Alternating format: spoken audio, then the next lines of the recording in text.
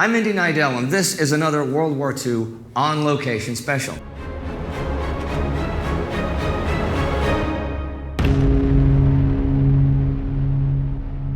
With me is Marc Halter. Now, Marc, can you tell them who you are and what you do?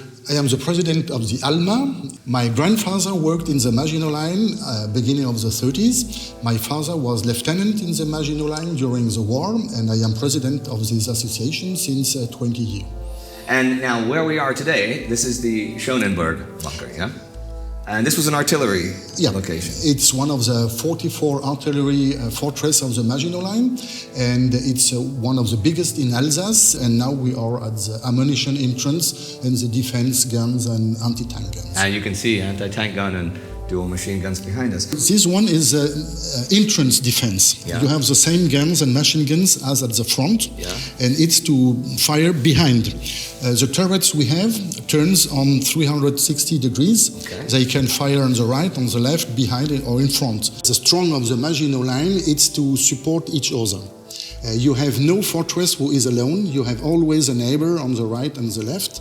And if one disappears, the other one can take the mission to the resistance mission of this fortress.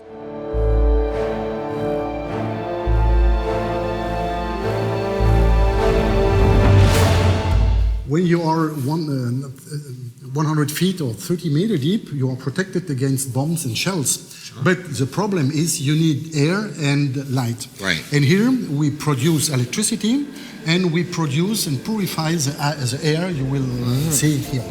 During the First World War, people were afraid about flamethrowers and gas, combat gas. And for that reason, here we are protected against that with overpressure and filtrated air.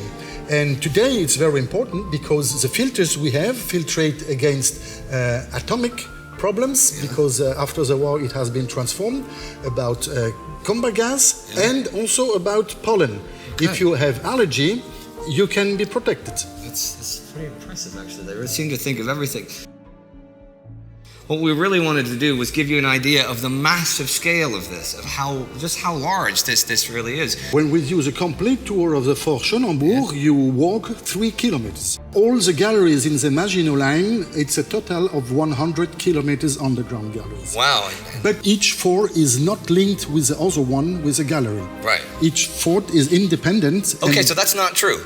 It's not true. Okay. It's the propaganda who do that. And people said in Paris, I take the metro, Porte d'Italie in Paris, and I reach after 400 kilometers the Maginot Line.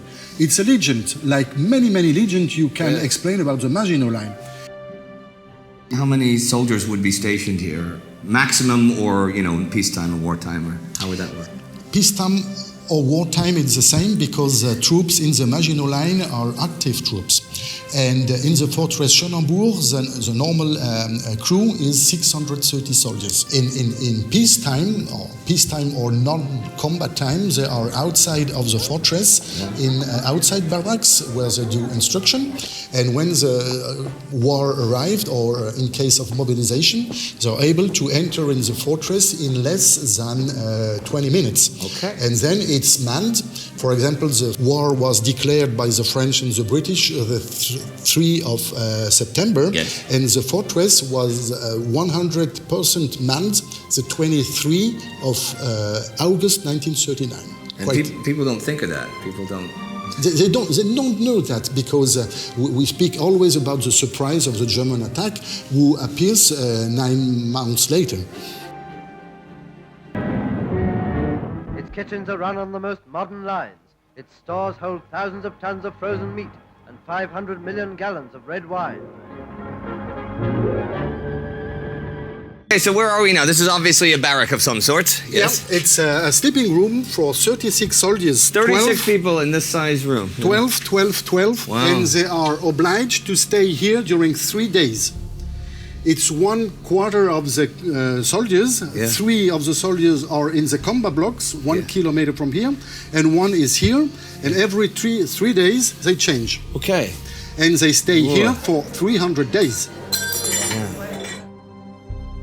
Okay, this is medical facilities, yes? Yeah. Here is the operation theater. This room is salle de triage. Yeah. And for the doctors, it was very difficult to choose a soldier who go on the table to be operated or to go in the next room who can left him die. Those are the ones. Imagine having to make that choice. And you see two and they're similar, but you can only treat one. You only have time. Yeah, and it's more important to care about 3 or 4 soldiers, and the fourth one is going to die. That's pretty impressive. And also something you said was impressive, the cost of the bombs and shells that hit Schoenenbourg fortress cost more than the fortress cost. The more than 300 bombs and shells of the German, 6 Dulka attacks, the dive bombers, and the German spent more money as the price of the Fort Schoenenbourg. Then, wow, that's interesting to think about. But here's a sobering thing. Let's come next door, and you can see if you were not fortunate enough, I guess, even though you're wounded, fortunate enough to make it to the triage salon, then you would come in here. This would be more the end of the road for you. I mean, I guess they'd make you comfortable.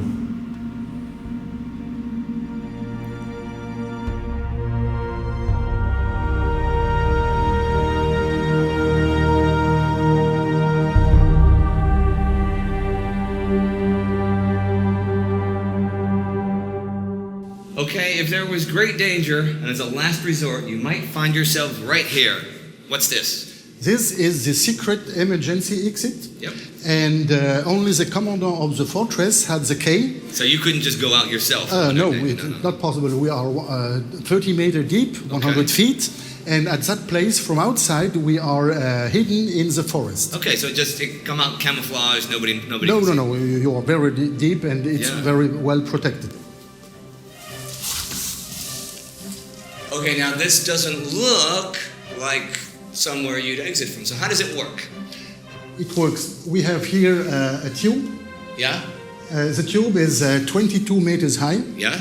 It's filled with gravel and sand. Okay. And if you have to go out, from outside here, you climbed at a level, you open a mechanism, the gravel falls in this room. Yeah? It frees a ladder here, and you can climb. And you can climb outside. up, and they cannot follow you. I mean, you're. I hope it. But from the tube, you have 22 meters free. Yeah, but if you've got to run away and somebody's following you, then this is where you want to go.